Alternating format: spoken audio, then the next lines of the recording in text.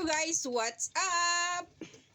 And welcome to my channel again. Ayan, habang wala po ang ating mga amo, tayo ngayon ay magluluto. So, itong aking lulutuin ngayon ay medyo marami dahil para to sa dalawang bahay.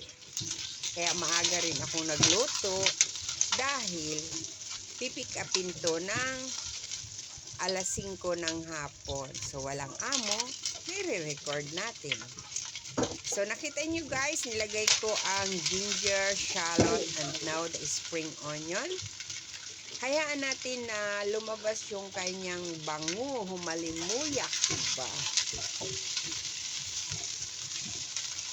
Mega love shout out everyone sa lahat ng Takbuhan Premier dyan.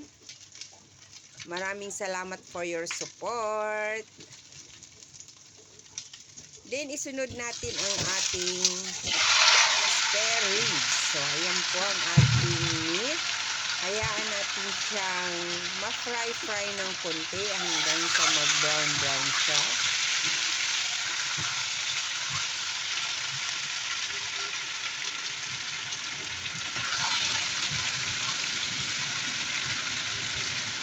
Hayaan natin magtingayan ng ating washing machine siya. Dahil sa totoo lang, ang mga dati kong video, ang daming CPR na pula. Ito si Lolo Whitey, badya.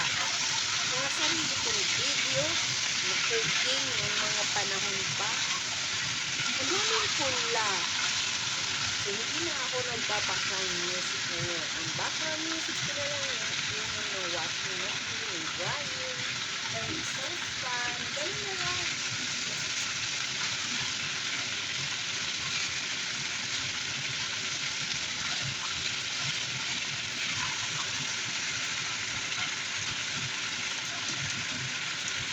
Itong lutong ito guys, pwede rin ito sa manok. Pinapsak na manok ang gamitin instead of spare ribs. Diba? Masarap ito. Gagamitan natin ito ng oyster sauce. Ng dried mushroom. Mamaya makikita natin yung mga ilalagay natin. Ilagyan natin ng rice wine. Mga Chinese mahilig sila sa mga rice wine. Pag-alis daw yun ng lansa-lansa.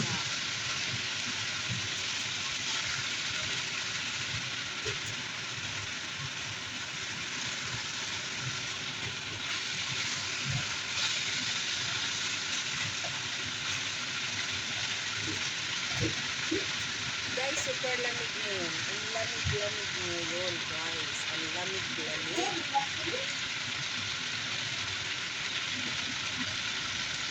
So, yan po ang ating pinabad na dried mushroom. Nilagay na po natin yung slice kasama yung pinagbabaran. Para yung pinagbabaran malasa siya. So, ilagay din natin yung ating chestnut. Kung dyan sa Pilipinas ay castañas. Sa mga mall may castañas. So, nandyan din yung ating oyster sauce na paubos na sa botelya kaya nilagyan ko ng tubig. So, ayan po guys, naririnig nyo, may patalastas lang po ako nandoon sa banyo. Ay, nako, sa totoo lang, maingay, maganda ang aking background. So, nandyan po yung ating nilagyan ko ng dark soy sauce. Then, broth. You can use chicken broth or any plain water. So, yung tubig natin, hindi pa po yan enough para mag-soft yung ating spare ribs. Kaya, atin dadagdagan po yan ng water.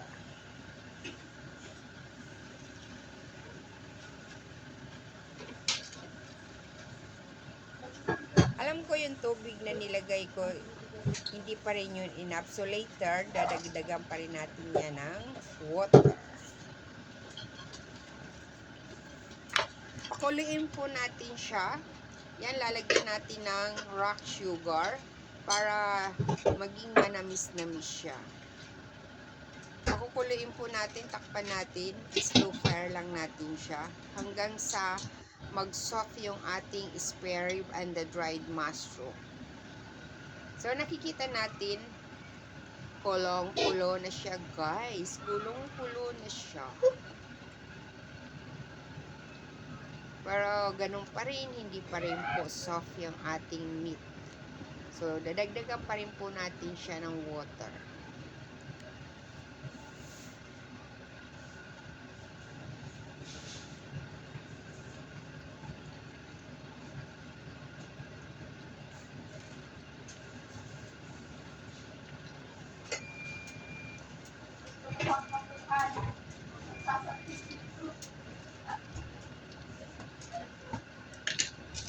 Salamat sa lahat ng nanonood.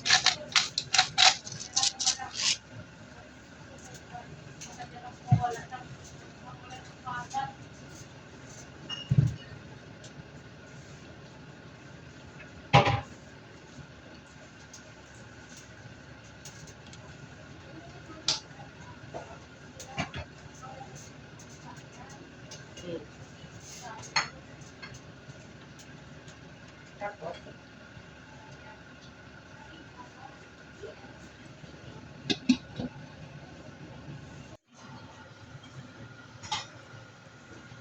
so inilagay na natin yung ating remaining chestnut. Kasi ang purpose ko niyan, kaya hindi ko sabay na inilagay, kasi madali po siyang lumambot. Nag-melt siya. So yung mga nauna, nag-melt na po siya dyan, lumasa na sa sabaw.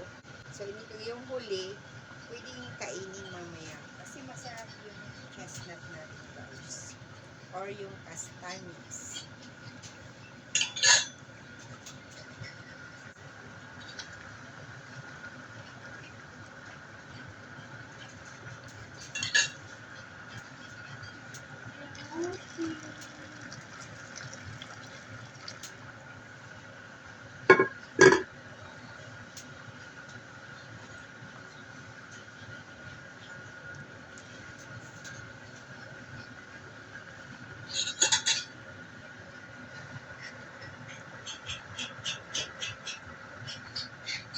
Hayaan lang natin siya guys na kumulo ng kumulo hanggang sa lumambot po yung ating karne.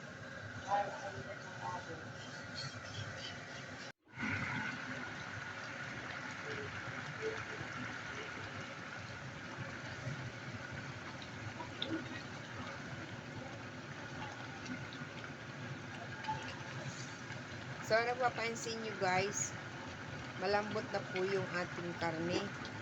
Malapit na po yan.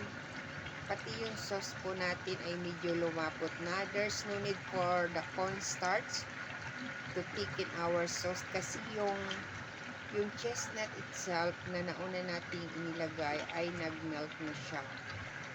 Lumasa na po sa ating sauce.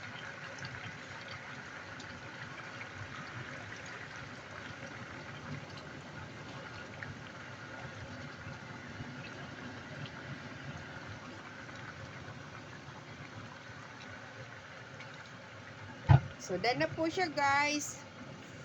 Mamaya po, isi-separate natin yan sa dalawang portion.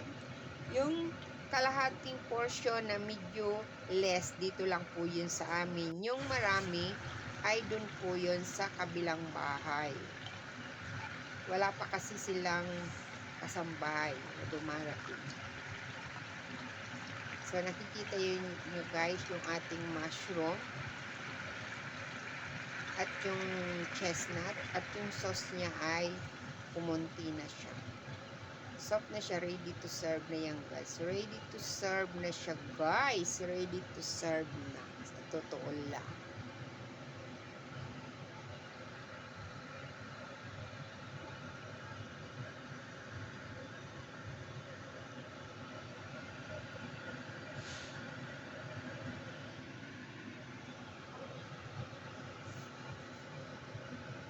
So, thank you all. Salamat po sa panunood.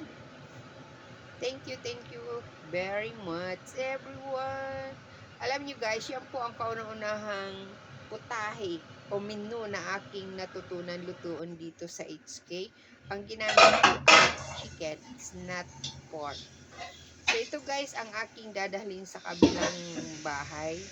So yun po. God bless everyone. Thank you for watching. Salamat sa panunood. Bye!